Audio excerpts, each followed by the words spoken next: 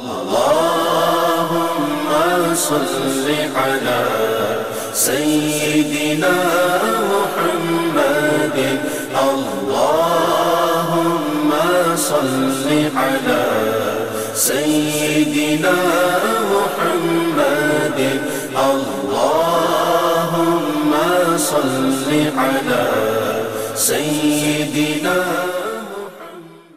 السلام علیکم ورحمۃ اللہ وبرکاتہ. ان الحمد للہ نحمده ونستعینه ونستغفره ونعوذ باللہ من شرور انفسنا ومن سیئات اعمالنا من يهده الله فلا مضل له ومن يضلل فلا هادي له واشهد ان لا اله الا الله وحده لا شريك له واشهد ان محمدا عبده ورسوله. اما بعد فان خير الحديث كتاب الله وخير الهدي هدي محمد صلى الله عليه وسلم وشر الامور محدثاتها وكل محدثة بدعة وكل بدعة ضلالة وكل ضلالة في النار. أعوذ بالله السميع العليم من الشيطان الرجيم من همزه ونفخه ونفثه. لقد جاءكم رسول من أنفسكم عزيز عليه ما عنتم حريص عليكم بالمؤمنين رؤوف رحيم. محترم ناظرین، یہ جو آیت مبارکہ میں نے آپ کے سامنے تلاوت کی ہے، اس آیت کے اندر اللہ رب العالمین نے فرمایا لقد جاءکم رسول من انفسکم، بلا شبہ یقیناً تمہارے اندر ایک رسول آیا ہے، من انفسکم جو تمہارے اندر سے ہے، انسان ہے، عزیز علیہ ما عنتم، اس پر وہ چیز بہت شاق گزرتی ہے کہ جس کی وجہ سے تم مشقت کے اندر پڑ جاؤ اور مصیبت کے اندر پڑ جاؤ. حریص علیکم، بہت زیادہ حرص رکھنے والا ہے کہ تم جنت کے اندر داخل ہو جاؤ اور جہنم سے بچ جاؤ. حریص علیکم بالمؤمنین رؤوف الرحیم، مومنوں کے ساتھ بڑی شفقت کرنے والا، نہایت مہربان ہے.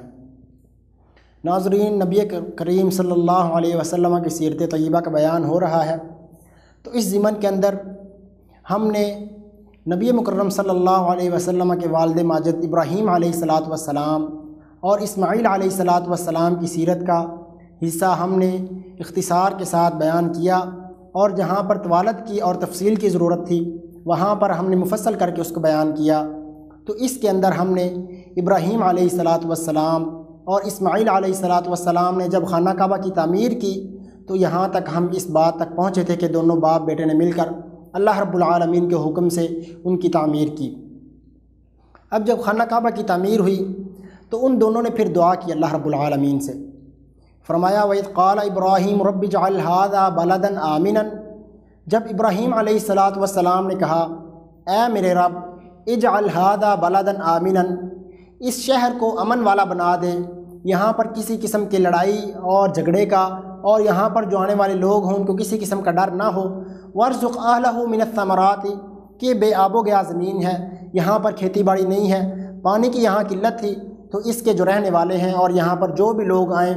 چاہے وہ مقیم ہوں چاہے وہ مسافر ہوں، ان سب کے لیے پھلوں کا بندوبست کر دے. وَارْزُقْ أَهْلَهُ مِنَ الثَّمَرَاتِ مَنْ آمَنَ مِنْهُمْ بِاللَّهِ وَالْيَوْمِ الْآخِرِ، جو بھی اللہ پر ایمان لاتا ہو، جو بھی اللہ کے نبیوں پر ایمان لاتا ہو. وَارْزُقْ أَهْلَهُ مِنَ الثَّمَرَاتِ مَنْ آمَنَ مِنْهُمْ بِاللَّهِ وَالْيَوْمِ الْآخِرِ قَالَ وَمَنْ كَفَرَ فَأُمَتِّعُهُ. تو اللہ رب العالمین نے کہا ابراہیم تیری یہ دعا قبول ہے، ہاں جو لوگ کافر ہوں گے وہ بھی جب اس بلد کے اندر آئیں گے، اس شہر کے اندر آئیں گے، ان کو بھی میں دنیا کے اندر فائدہ تو دوں گا، سامان تو دوں گا. ثم اضطرہ الی عذاب النار، ہاں یہ ہے کہ یہ جو عذاب جو دوں گا اس کو وہ آخرت تک مؤخر کر دوں گا، اور دنیا کے اندر جو فائدہ اور نعمتیں ہوں گی وہ اس کو دنیا کے اندر اس کی نیکی کا اور جو بھلائی دنیا کے اندر کرے گا وہ سارے کا سارا بدلہ اس کو دنیا کے اندر ہی مل جائے گا، اور جو کچھ اس کے لیے آخرت کے اندر ہوگا وہ کیا ہوگا؟ اضطرہ الی عذاب النار وبئس المصیر، جو بہت برا ٹھکانہ آگ ہے میں اس کی طرف اس کو مجبور کروں گا. وَإِذْ يَرْفَعُ إِبْرَاهِيمُ الْقَوَاعِدَ مِنَ الْبَيْتِ وَإِسْمَاعِيلُ رَبَّنَا تَقَبَّلْ مِنَّا إِنَّكَ أَنْتَ السَّمِيعُ الْعَلِيمُ، جب ابراہیم علیہ السلام اور اسماعیل علیہ السلام خانہ کعبہ کی تعمیر کر رہے تھے اور ساتھ ساتھ یہ دعائیں کرتے جا رہے تھے، ربنا، اے ہمارے پروردگار، تقبل منا، ہم سے اس عمل کو قبول کر لے، انکا بے شک تو ہی ہے السمیع جو بہت خوب سننے والا ہے، العلیم بہت جاننے والا ہے۔ ربنا اے ہمارے پروردگار، وجعلنا مسلمین لک ومن ذریتنا ہمیں تو نے اپنا فرما بردار تو بنایا ہے، لیکن اس کے بعد ہمیں اس فرما برداری پر قائم رہنے کی توفیق بھی دے اور اپنا فرما بردار بنا دے۔ ومن ذریتنا اور جو ہماری نسل آگے آئے گی، ہماری اولاد آئے گی، ومن ذریتنا امتاً اور ہماری اولاد میں سے کچھ لوگ ایسے بنا دے، ایک امت بنا دے، مسلمۃ لک جو تیری تابع ہو، تیری فرما بردار ہو، تیرے احکام پر عمل کرنے والی ہو، مسلمۃ لک وارنا مناسکنا وتب علینا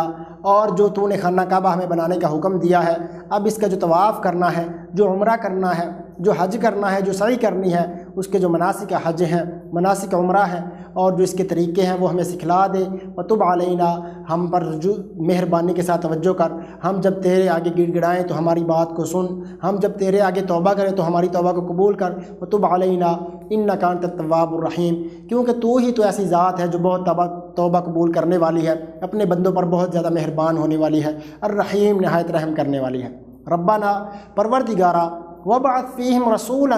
جو ہماری آگے نسل آئے گی، ہماری اولاد آئے گی، ان کے اندر ایک رسول بھیج، من انفسہم جو انہی کے اندر سے ہو، یتلو علیہم آیاتک جو ان پر تیری قرآن کی جو تیری طرف سے کتاب آئے اور ان پر ایک کتاب جو نازل ہوگی اس کی آیتیں ان پر پڑھ کے سنائے، وَيُعَلِّمُهُمُ الْكِتَابَ ان کو کتاب سکھائے بھی، اس کے احکام بھی بتائے کہ اللہ رب العالمین اپنے بندوں سے کیا چاہتا ہے اور کن چیزوں سے منع کرتا ہے،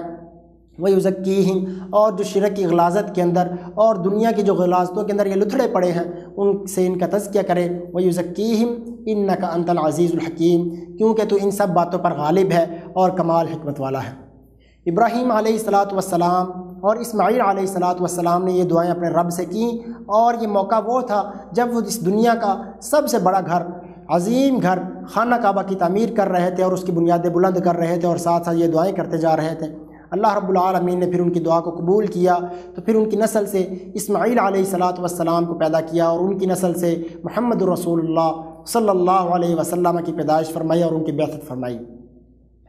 تو نبی مکرم صلی اللہ علیہ وسلم کی جو بعثت تھی وہ اسماعیل علیہ السلام کی نسل کے اندر تھے، اور اسماعیل علیہ السلام کی جب نسل پھیلی پھر اس سے قریش مکہ وجود کے اندر آئے اور پھر قریش کے اندر نبی مکرم صلی اللہ علیہ وسلم کی پیدائش ہوئی اور پھر اس کے بعد اللہ رب العالمین نے ان کو نبوت کے مرتبے پر فائز کیا۔ نبی مکرم صلی اللہ علیہ وسلم کے بیان کرنے سے پہلے، ان کی سیرت بیان کرنے سے پہلے ہم عرب جو معاشرہ تھا اس کی چند جھلکیاں بیان آپ کے سامنے کرنا چاہتے ہیں۔ تو سب سے پہلے عرب جو ادیان تھے اور مذاہب تھے ان کے وہ کن دینوں پر چلنے والے تھے، ان کی عبادات کیا تھیں اور انہوں نے اپنی عبادات کے اندر اپنی جو عبادتیں کرتے تھے ان کے اندر انہوں نے کیا کیا چیزیں اپنی طرف سے گھڑ رکھی تھیں۔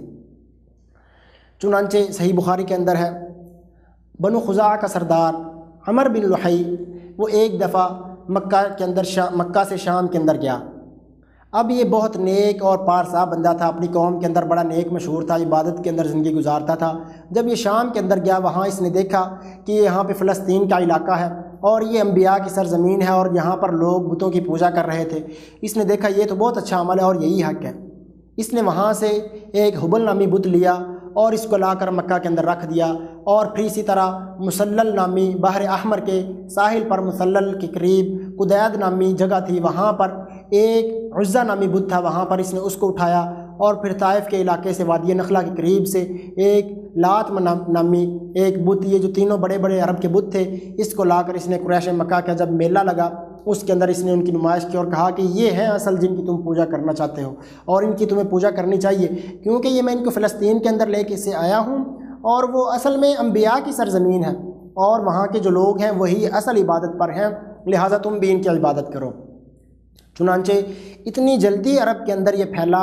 اور اتنی تیزی کے ساتھ عرب کے اندر بتوں کی پوجا پھیلی کہ نبی مکرم صلی اللہ علیہ وسلم کی جب پیدائش ہوئی اور آپ کی بعثت ہوئی اس وقت عرب کے اندر خانہ کعبہ جو تھا اس کے اندر 360 بت رکھے ہوئے تھے، جن کو نبی مکرم صلی اللہ علیہ وسلم نے طاقت آنے کے بعد خانہ کعبہ کو اندر جا کر فتح مکہ کے موقع پر اندر سے سارے بتوں کو ایک ایک کر کے گرایا اور ان کو توڑ دیا، اور ساتھ ساتھ فرماتے جاتے تھے جاء الحق وزهق الباطل ان الباطل کان زحوقا، حق آ گیا ہے اور باطل مٹ گیا ہے، کیونکہ باطل جو ہے جو جھوٹ ہے جو اصل حق نہیں ہے، کیونکہ وہ ہمیشہ مٹنے ہی والا ہے۔ تو چنانچہ عرب لوگ بتوں کے پاس مجاور بن کر بیٹھتے، ان کے سامنے اپنی فریادیں رکھتے، ان سے گڑ گڑاتے، اور پھر اس کے بعد ان کے آگے سجدے کرتے، ان کا طواف کرتے، اور انہوں نے اس کے لیے ایک خاص قربانی اور خاص حصے مقرر کر رکھے تھے۔ اللہ رب العالمین کی عبادت وہ لوگ کرتے تھے، اس کے باوجود وہ ان بتوں کو کہتے تھے ہؤلاء شفعاؤنا عند اللہ، ڈائریکٹ اللہ تعالیٰ ہماری تو سنتا نہیں ہے، ان کے موڑتا نہیں ہے، تو لہٰذا ان کو وہ اپنا سفارشی بناتے اور کہتے ہؤلاء شفعاؤنا عند اللہ، یہ اللہ کے ہاں ہماری سفارش کریں گے، اللہ رب العالمین کے ہاں ہماری سفارش کریں گے تو اللہ رب العالمین ہم پر نظر کرم کرے گا، اس لیے ہم ان کی عبادت کرتے ہیں۔ تو چنانچہ اللہ رب العالمین نے تفصیل کے ساتھ اس کا ذکر سورہ انعام 8ویں پارے کے اندر فرمایا وقالوا هذه انعام وحرث حجر لا يطعمها الا من نشاء بزعمهم، انہوں نے ان بتوں کے کچھ خاص حصے مقرر کر رکھے تھے اور کچھ خاص حصے اللہ رب العالمین کے لیے مقرر کر رکھے تھے، اور کہتے کیا تھے هذه انعام وحرث حجر، یہ جو چوپائے ہیں، یہ جو جانور ہیں اور یہ جو کھیتی ہے، یہ ہم نے حجر ممنوع ہے، ان کو کوئی نہ کھائے، لا يطعمها الا من نشاء بزعمهم، ہاں جسے مرد اجازت دے دیں تو اس کو وہ کھا سکتا ہے۔ اصل بات یہ تھی کہ انہوں نے 3 طرح کے جانور جو تھے وہ انہوں نے بتوں کے لیے خاص کر چھوڑے تھے اور ان کے نام رکھے ہوئے تھے، اس کا ذکر اللہ رب العالمین نے سورہ مائدہ 7ویں پارے کے اندر فرمایا ما جعل اللہ من بحیرۃ ولا صائبۃ ولا وصیلۃ ولا حام، یہ 4 قسم کے جانور تھے انہوں نے بتوں کے نام پر جن کو انہوں نے چھوڑا ہوا تھا، اور ان کو کسی قسم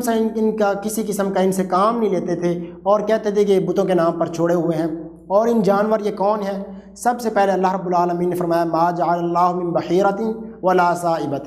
چنانچہ ابن اسحاق کہتے ہیں کہ جعل اللہ من بحیرۃ ولا صائبۃ، صائبہ کسے کہتے ہیں؟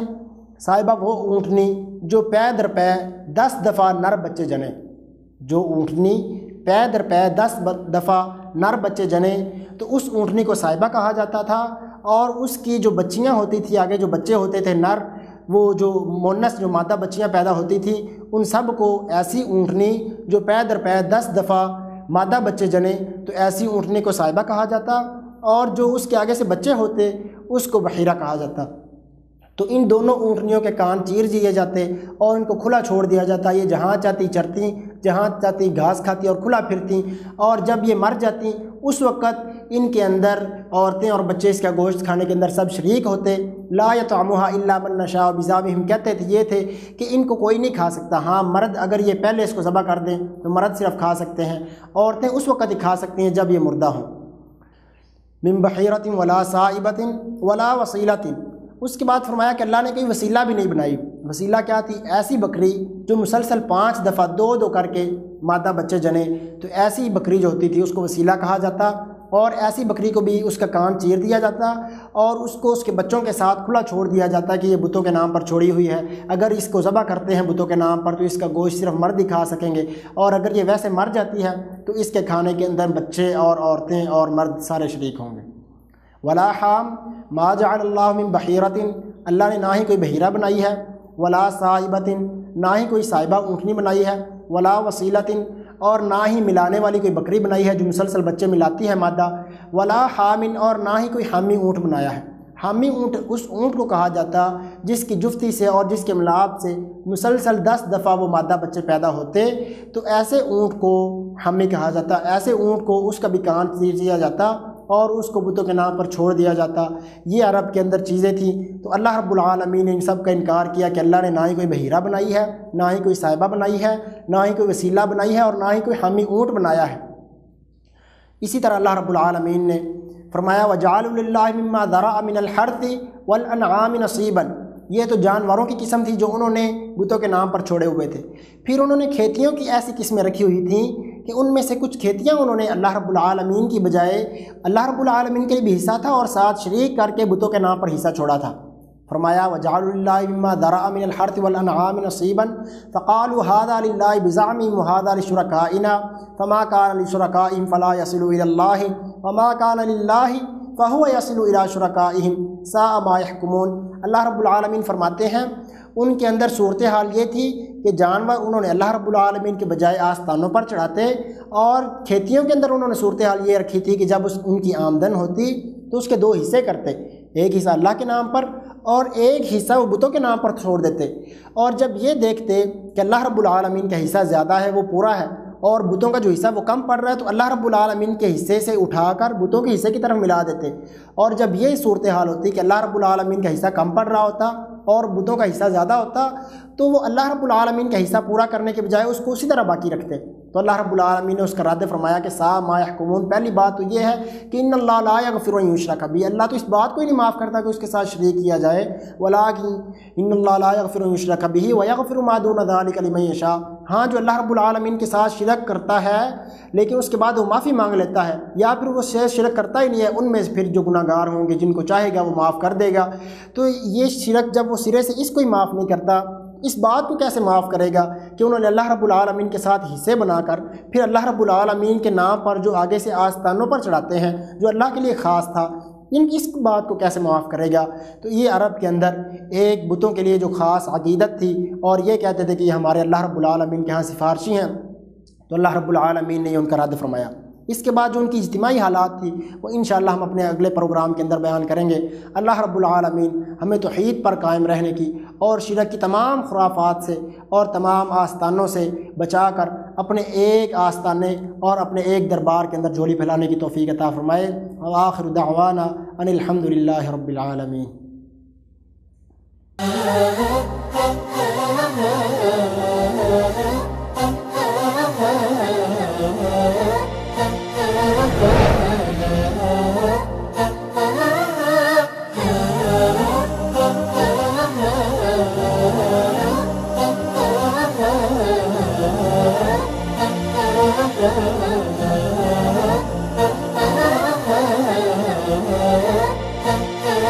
Oh